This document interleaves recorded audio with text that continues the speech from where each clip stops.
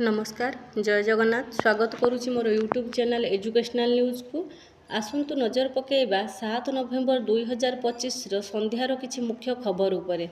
आज प्रथम खबर 7 रे सबु शिक्षानुष्ठान रे वंदे मातरम।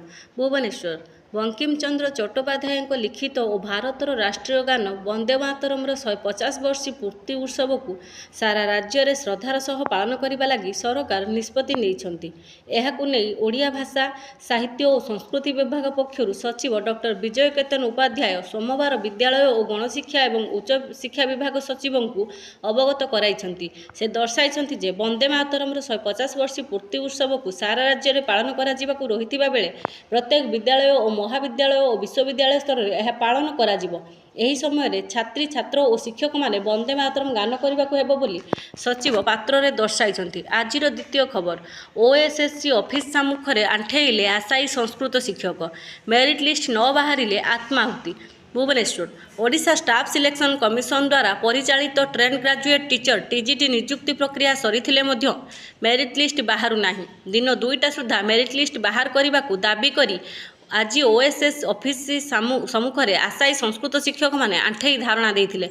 मंत्री बुझासुझा करने पर आंदोलनकारी माने गोटे दिन महलत देइछंती। आसंता काली मेरिट लिस्ट न बाहरिले आत्माहुति देवाकू चेतावनी देइछंती छात्र छात्री। आज तृतीय खबर कटक जिले में माध्यमिक शिक्षार विकल चित्र खाली पद को अतिथि शिक्षक भरोसा। कटक जो विद्यालय जड़े शिक्षक अवसर ग्रहण कले आउ से पदरे कहारी को नियुक्ति दि जाऊना से पद भी सेमिति खाली पड़ुछि। निहाती आवश्यक स्थले अतिथि शिक्षकों को अर्थात जड़े अवसरप्राप्त शिक्षकों को सही स्थान में नियुक्ति दि जाउछि।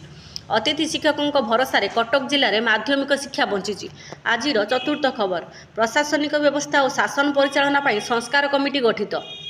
भुवनेश्वर राज्यर प्रशासनिक ढांचार समीक्षा प्रणालीगत त्रुटि प्रतिबंधक को चिन्हट एवं भविष्यत दृष्टिकोण संस्कारमूलक परामर्श देवाई एक संस्कार कमिटी गठन पर निष्पत्ति होइछि।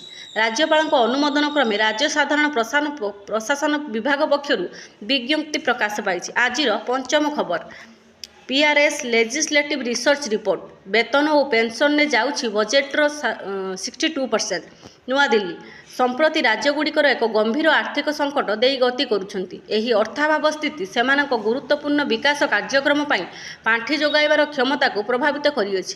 केवल दरमा और पेंशन बाबद राज्यगुड़िक बजेट्र 62% व्यय करुछंती।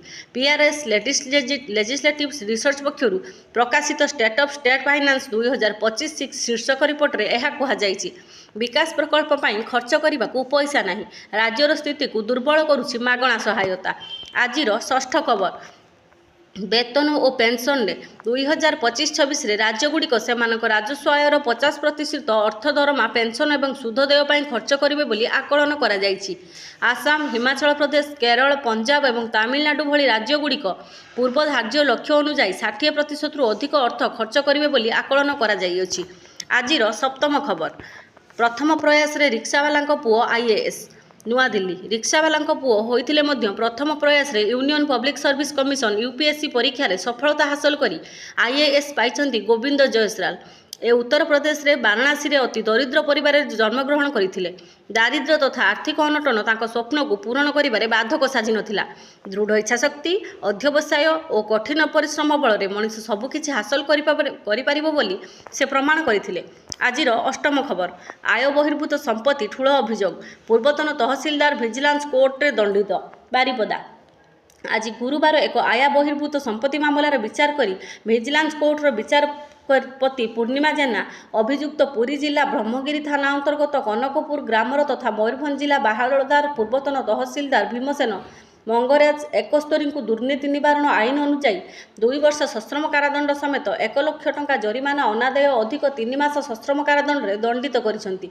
मामलार विवरणी प्रकाश जे भीमसेन मंगराज बहलदा तहसीलदार थिबा समय रे 29/9/2005 रे उक्त अंचल रामजी सिंह नामक जड़े व्यक्ति पाखरु एक जमी म्यूटेशन 3000 टंका लांच नेउथिबा समय भिजिलांस रे रंगे हाथ में धरा पड़ते। आज नवम खबर सबु सरकारी प्राथमिक स्कूल प्रधान शिक्षक पद पूरण हो जेकोसी छात्र छात्री लगी शिक्षार अंतुड़ीशाला होउछि प्राथमिक विद्यालय। खड़ी छुआर आरंभ एहिठारे होइथाए। प्राथमिक शिक्षा ठीक थिले जीवनर परवर्ती काल में पाठ को आयत्त करिबारे आउ कोनोसी असुविधा होई न थाए। तेणु सबु देश में सबु काल प्राथमिक शिक्षा को सर्वदा गुरुत्वपूर्ण प्रदान करा जायथे। क्षोभार विषय आम राज्यर 80% रु अधिक प्राथमिक स्कूल प्रधान शिक्षक नहांती। ए सबु भारप्राप्त प्रधान शिक्षक चली राज्य में 45,000 रु अधिक सरकारी स्कूल रही। आपण माने जदि मो चैनल नुआ अच्छा मो चैनल को निहाती भाव में सब्सक्राइब करूँ। धन्यवाद।